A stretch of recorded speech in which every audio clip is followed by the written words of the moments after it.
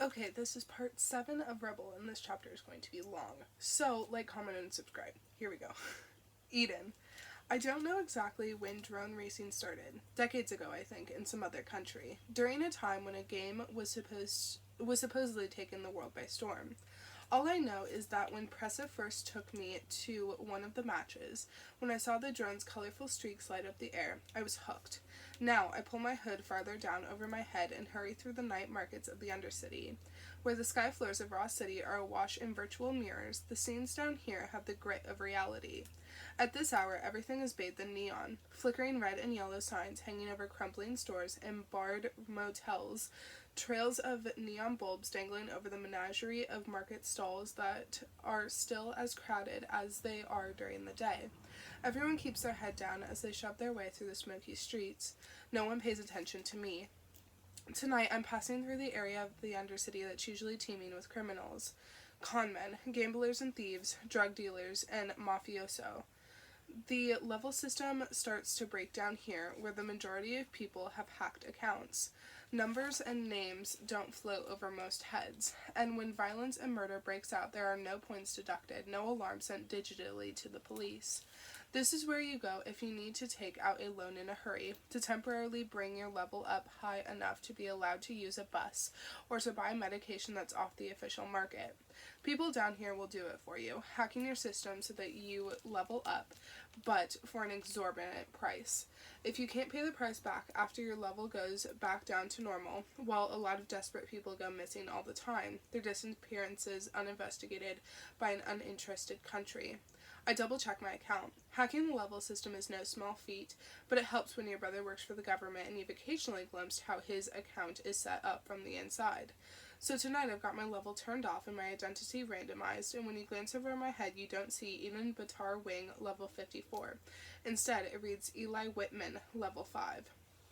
For all I know, though, Daniel's found a way around that and is following my location again without telling me. I glance over my shoulder as if I'll see him tailing me somewhere in the crowds. As I turn a corner and hit a darker section of the Undercity, where people with flattened levels shelter along either side of the streets in rows of tents, I start to feel nervous. Even though I'm dressed in my subtlest clothing, stares dart my way, and eyes seem to pierce my back. Something about my demeanor, the hunch of my shoulders, or the way I push my glasses up, or maybe just the fact that I know I don't belong here, makes me stand out. Maybe I look like a pawn again, and someone's going to come at me with a knife and rob me. I shove my hands into my pockets and lower my head farther. I should have asked Pressa to come with me instead of agreeing to meet her there.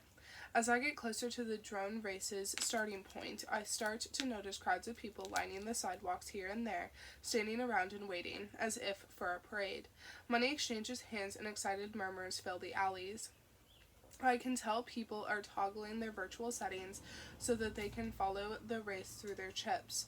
The streets get more and more packed until I'm squeezing my way through the throngs. Finally, I stop before what looks like a run-down bar, so tiny that I can barely squeeze through its grated door.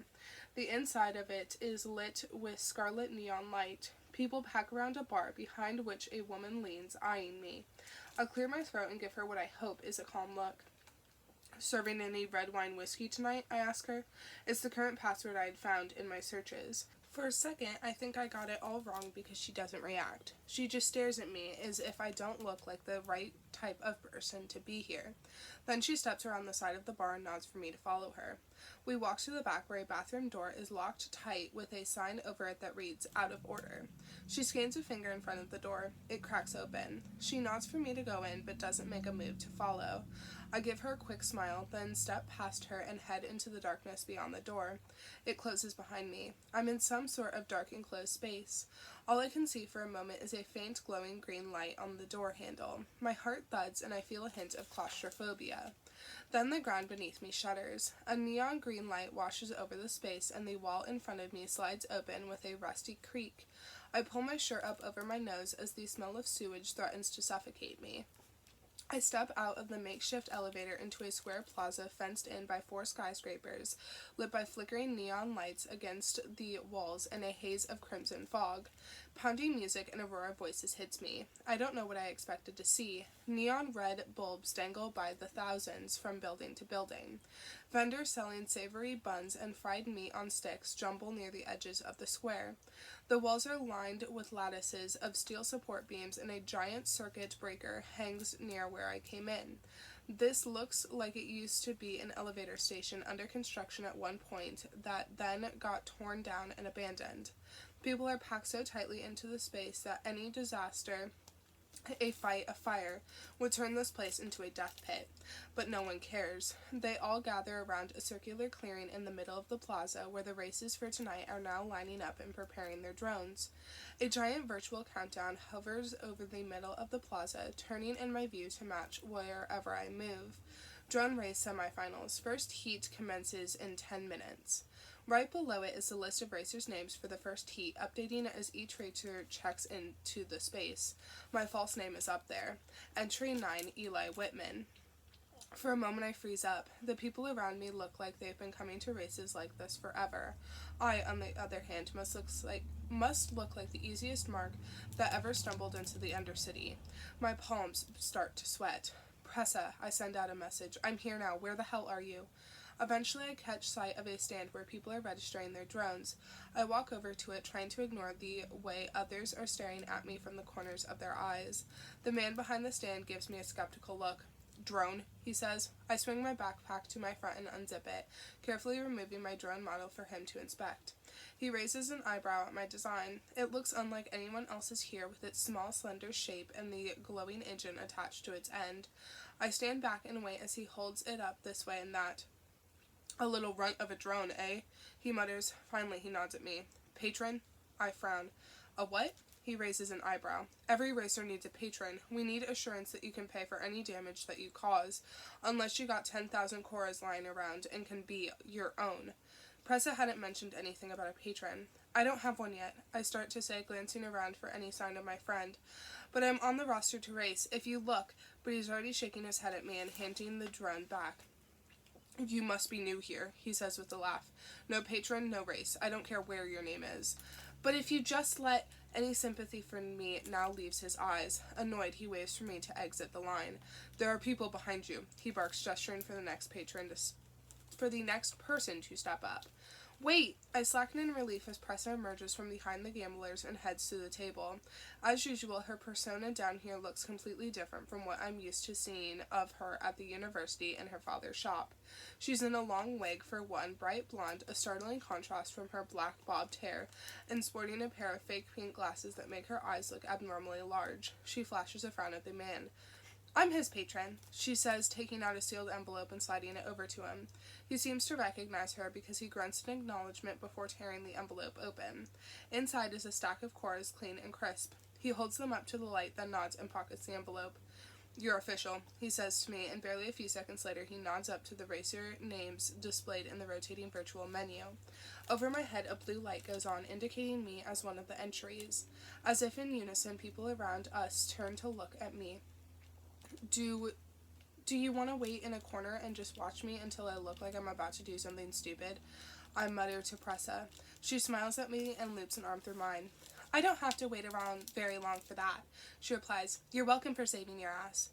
Where'd you get 10,000 Coras? She shrugs. Not important, been saving up. If your drone's as good as you say, we'll earn it back after the first race. She peers curiously at my backpack. Care to show me what you got? Up on the wall, the countdown has moved down to 3 minutes, and most of the standing area around the clearing is packed.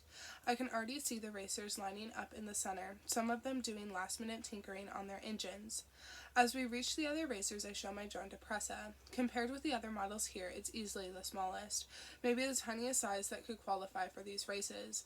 But it makes up for any fragility with speed. The engine coils in a perfect circle underneath the drone, and when I flip it on, it glows with a faint blue light. Pressa makes an impressed sound at it. Pretty design, she says, admiring its swept wings. Efficient. Can it survive a hit, though? I shake my head. If one of the others bumps into mine, it's game over. She gives me a withering look. I thought you said it was amazing. I don't intend on letting anyone get close enough to touch it. She throws up her hands, but I can see the light in her eyes, the hunger for how much we could potentially win. All right, she concedes. I'm trusting you. Overhead, the neon red bulbs dim, brighten, and dim again, alerting the audience that the race is about to start. I squeeze through the throngs until I'm standing to one side of the arena, on the side closest to the other racers. 1 minute until the race begins. Like the rest of the crowd, I reach a hand out in front of me and toggle my virtual sight settings. To watch the entire race unfold, you log onto a channel being recorded by a default drone that follows the official racing drones. Its footage will play before your eyes as the drones zip through the undercity streets as if you're racing along right behind them.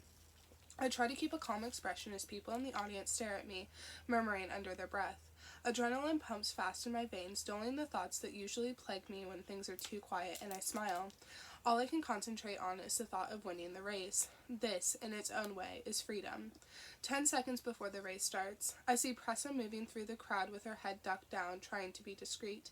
At the same time, she sends me a message that appears in white letters before my eyes. Good luck, Skyboy. The other drones lift up into the air, the hiss of their engines filling the space. As the audience chants uproariously for their favorite picks, I quietly turn on my drone and warm up the engine. In my view, I see its stats go live, a scroll of virtual blue letters and numbers in the side of my vision. The lights overhead flash once, brilliantly. At the same time, a loud pop like a gunshot echoes from the speakers overhead. The race has begun. Every drone darts forward. A huge cheer goes up. I toss my drone into the air. It glints once. The engine hums into high gear. Do your thing, I murmur at it. Then I wave my hand once. My drone turns in the direction of the others and jolts forward. Suddenly, in the center of my vision, a live feed from the channel appears as if I'm actually riding on my drone. I focus on the video now, steering my drone into the alleys of the square that will lead out into the streets. As all of our drones zip out into the city, they leave behind them virtual trails of bright colors. From the side of the square, the announcer gives a whistle. Keep an eye on entry 9, she exclaims. That's a pint-sized drone with an engine unlike anything I've ever seen. A burst of cheers and boos comes from the audience. I just grit my teeth and continue. Through my view of the channel, my drone arcs hard around a street corner, narrowly avoiding a collision between two others as it skips ahead. People walking in the street glance up with startled gasps. 2 auto trucks almost hit each other as the drones cut through an intersection. Onlookers who had been gathering through the city in anticipation of the race cheer loudly. I dart a glance at the crowds in the square where I'm standing. Press is nowhere to be seen. One of the other drones swivels in mid-air and swings sharply toward mine. I barely dodge it. My view whirls as my drone tumbles, diving low until it's skimming right over the ground. It almost crashes right into the steel post of a food market vendor. People on that street scream as my drone clips in between jumbles of legs before it finally emerges back over the street. Close call, the announcer shouts. Entry 9 almost didn't make it out of that one. Another drone guns for mine, attempting to ram it out of the straight path. I turn my drone's nose up. It shoots high into the air before it arcs down several paces ahead of my attacker, faster and more stable than any drone should be going. Now people standing around are looking at me with startled curiosity. I'm moving my way steadily up the ranks now as the engine builds in strength. There's an audible shift in the audience as people start to take notice of how my drone is performing. A larger drone edges dangerously close to mine. One of its wings scrapes against the edge of my wing. I careen wildly away from the others and go spinning out of control. Cheers and gasps go up. Pull straight, I tell myself frantically. Pull straight. The engine stalls for a split second before it roars back to life. I push it as hard as I can, and the sheer momentum forces my drone's center of mass to steady itself again. There's an ugly tear along its side, but it still dives back into the fray. We're almost 3/4 of the way through the race map now. Only a few more streets to go before all the drones arrive back here in the plaza. Near the beginning of the map, several police drones have activated, their sirens flashing as they struggle to keep up with the racers. My engine heats up until I can see the blue glow of it hot in the edges of my vision. I focus on the turns. Another drone tries to take me down. The ones ahead of me are forming a barrier, but I force mine up, its body arcing over everyone as it sails onward, engine glowing, passing them up one by one. The finish line approaches in a blur. I can hear the buzz of the drones as they come back around into the plaza where we are. The other drones are behind mine now. I smile in the clear, my drone edging on until it finally hurdles over the last marker hanging over our head. It wins by a good length. The crowd around me bursts into chaos. There are enraged gamblers shouting at the announcer to throw the game. Others are already calling for bets on tomorrow night. I steer my drone back to the plaza, navigating it to my side before shutting its engine down. It lowers itself carefully to the floor of the clearing, then turns off as I pick it up and put it in my backpack. Other racers around me shoot me ugly glares while they each collect their drones as they come hurtling back one by one into the plaza center. I can't help smiling a little. I may not have my brother's charisma or cool factor or resilience. I may not be able to find my footing at my university, but in making things, and finding a way to create something that works, I know I'm good. I know I can win. A rough hand suddenly grabs me by the back of my neck. Not something I'd expected to feel as the winner of a drone heat. I feel myself lifted right off the ground and shoved roughly forward as a flashlight beams right into my face. Glowing spots explode in my vision. I put my hands up instinctively to block the light.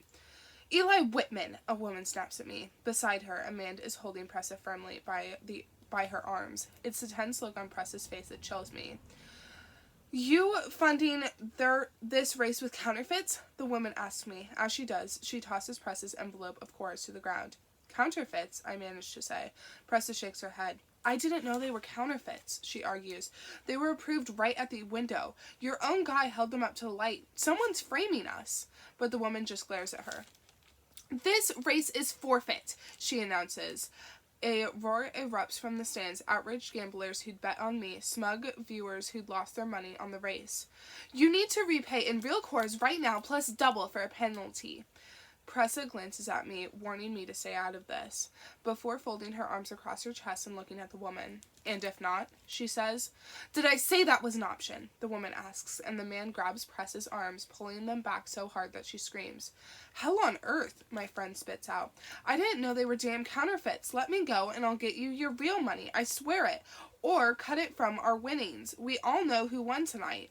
They don't look amused at our words. For an instant, I think about bringing up my own bank account, but anything I send them down here will be tracked to my real identity. They won't accept something that isn't untraceable cash. "Come on," I start to say to the man and woman. "She already said she didn't know. I didn't know. I'll withdraw from the race, okay? Let her go. We'll come back with the money in an hour." Pressa curses at me. Her eyes are wide with anger. "Shut up, Eden," she snaps. "I'll handle this. Don't withdraw." But they're not listening to either of us anymore. The man starts dragging Pressa away, and in his hand I see the glint of something sharp and metallic. I grips my heart in a vice. They're going to kill her. Already the audience, excited at the thought of blood, have risen to their feet, their shouts reaching a fever pitch. "I can pay," I start to shout. Even though I don't know what I do to stop them, I lunge forward, ready to yank Pressa out of their arms if I have to. "I can pay," I say again. "I have the money in my account. I just need a way to get it to you untraced. Please, Then without warning, the plaza goes quiet. It's as if a switch just turned off. The woman and man halt too. Pressa blinks as confused as everyone else. I look around, trying to understand what has just happened. Everyone has stopped to stare at a figure that has appeared from one of the other halls with several men on either side of him. He waves them off. Then he's walking towards us, and as he goes, anyone around him quickly steps aside, lowering their eyes. The figure is a man, and at first glance he doesn't seem like much to look at. He is slender, even delicate and young, his skin so pale it catches the red hue of the bulbs of her head, his hair thick and midnight black. His suit's perfectly tailored and neatly pressed. He moves with surgical grace. His gaze is fixed easily on me, but there is something about his expression that makes me shrink instinctively away. I can sense the way this man's presence tightens a noose around the air, the way it makes the entire audience just a little bit tenser. This is someone that everyone here fears. Pressa and I exchange a quick, uncertain glance. The man nods at me. "I'll be this boy's patron," he says, his gaze going from my backpack to my face. "So I suggest you start preparing for the finals tomorrow night." My first impression of him is that he seems too young to have such an effect on everyone else around him. I mean, my brother is Daniel. I know what it looks like for a young person to be revered. But this is different. This guy isn't that much older than Daniel, but the ripple of his presence through the crowd almost feels like a living thing. He stops in front of me and nods now, extending his hand. His expression seems kindly, almost fatherly. "That was an excellent race," he says. "Your drone is impressive." "Thank you," I say, not knowing what else to do. When I take his extended hand and shake it, he leans in close to me. "Your name's not Eli Whitman, is it?" He whispers. A shiver of terror crawls down my spine even as I try to lie. It is, I say. Don't be afraid, he adds. I'm not saying this as a threat. If we're going to work together, we need to trust each other, right? Then he leans back, and before I can respond, smiles and raises his voice so that those around us can hear. Let the girl go too, he says, nodding at Pressa. The man holding her back releases her immediately and steps away. Just like that. It's such an instinctive reaction that I could swear it was as if the newcomer could control his mind. Pressa rubs at her wrists as she glances quizzically at my patron. He folds his hands behind his back in the silence. I'm going to cover the 10,000 koras for this young racer, he responds, repeating his vow so that everyone can hear. To me, it's beyond a doubt that he won this race. Does anyone question it? Just a few moments later, everyone had been up in arms about my win. Boos had filled the square, but now the silence is deafening. No one dares to look directly our way. They just glance at their neighbors and then down at the ground. He smiles briefly. Good, he says before looking back at me. There's a rasp in his voice that reverberates from deep in his chest, the kind of sound indicative of some long-festering condition. You'll be paid for your first win, he says to me. As your patron, I'll take my share from what you've earned. As soon as he says this, someone steps forward and motions for me to stretch out my hand. I do as he says, then look on in stunned silence while he counts out a thick wad of cash into my hand, an amount directly proportional to how much of a long shot a bet on me was. I look down at my hand, numb. 100,000 koras. Beside me, Pressa stares in shock at the amount. Neither one of us has seen this much money altogether in our lives. Not even Daniel gets paid like this. The man seems pleased with my reaction. I think we're done with this race. He holds a hand out in front of him, suggesting that we take a brief walk together. Already, everyone around us has made a wide berth for us to pass. Can I ask you a few questions? My instincts tingle with warning and confusion. I don't know what to make of him. All I know is that he may have just saved Pressa's life and mine too. Sure, I say as we both fall into step with him. He guides us down one of the alleys branching into the plaza. Everyone makes a deliberate point to ignore us. What should I call you? What should I call you? I ask the man when we're somewhat alone in the alley. That depends, he answers with a small smile. What should I call you? Because you're not Eli. He glances at Pressa. You. I've seen you at the races before. Pressa, is it? Your father runs an apothecary in the center of the Undercity. Hard-working man. He nods respectfully and Pressa's lips twitch with a surprised smile. Thanks, she mumbles. The man turns back to me. My name is Dominic, he says, then pauses for a moment. I can't tell if he's honestly thinking or if he's just trying to give me the impression that he is. Your brother, he says. He finally adds, works for the AIS. A rush of fear washes over me. Pressa gives me a quick alarmed stare. Underneath all of that, I also feel that familiar undercurrent of resentment, of being identified only in relation to Daniel. The man named Dominic must have read my expression well because he continues. And you are a top student at Ross University of the Sciences. You're graduating a year early with honors. I've seen your name in the news for some of your college designs. Now this surprises me. I have been in the local news before for my science experiments, but no one has ever really commented on it. I frown at the man, unsure whether to feel weary or flattered. Why do you know so much about us? I ask. I make a point to know about everyone participating in the drone races, he says as we walk. It's just good business. Business. Is this man a sponsor for the entire race? He certainly had no problems blowing 10,000 koras to be my patron. Warnings buzz louder in my head at his words. I think about how far we are from the elevators that will take us back up to the sky floors. We'll have to at least humor him for a while longer. Thank you for sponsoring him, Mr. Dominic, Pressa says for me, breaking my hesitant pause. He waves a hand at us. No need to thank me, he replies. Your prize money will more than make up for my investment. Smart move to enter the race tonight. He raises an eyebrow at me. Where did you learn to make an engine like that? I shrug, unsure how to answer. I've been working on its design ever since I was a freshman, I reply. Drones just happen to be a cool way to test it and earn us some money in the meantime. Dominic nods. I've never seen an engine like yours before, he says, and the impressed note in his voice is so genuine that I can't help but feel a little proud. You can apply this engine design to powering anything? I nod. Anything. We reach the end of the alley. Here, the narrow space opens back up to a main undercity street. Well, this is where we part for the night, Dominic says. You have my word that no one will bother you as we both head home. I expect to see you tomorrow for the finals. He gives us a small smile. Wait, I start to say. There's so much left unanswered. Who the hell is he? What does he do in the Undercity? What's his level of involvement in the drone races? But he's already swallowed up by shadows as he heads back down the alley. Pressa and I are left standing in the middle of the busy street with our winnings, people streaming past us in both directions. We stare at each other in bewilderment. Dominic, I mutter at her. That doesn't ring any bells for you, does it? She shakes her head. Beats me, but you got your patron. Then she steps closer to me and gives me a grave look. You don't have to do this. If you bow out, you won't have to repay his patron money. He'll get it returned. If you're uncomfortable with this, well, you live in the sky floors anyway, and... She trails off as she bites her lip. I think of Pressa's dad, his fragile frame and his weak voice, how much he needs his medicine. My gaze lingers on her dark eyes and heart-shaped face, and I realize that her nearness is making my cheeks warm. It's true that I don't know what I'm getting myself into, but whatever I'm in, Pressa is too. What might happen to her and her father in the Undercity if I don't show up for the final race? I'll meet you after classes tomorrow, I tell her instead. We can talk about it then.